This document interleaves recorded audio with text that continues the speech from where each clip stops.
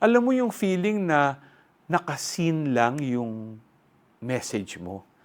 Yung mga kasama mo sa GC, walang react. Kudos kung naging patient ka. Pero alam mo sa gospel, sabi ni Jesus, kung tayo humingi, humanap at kumatok, for sure, may reply si God. Walang sin-zoned. Sabi nga niya, if you then who are wicked know how to give good gifts to your children, how much more will your heavenly Father give good things to those who ask Him? So, konting hintay lang.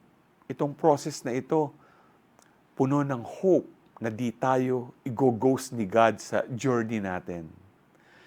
Yung hope natin hindi lang sa makukuha nating sagot, pero sa trust na si God ang guide natin sa bawat lakad.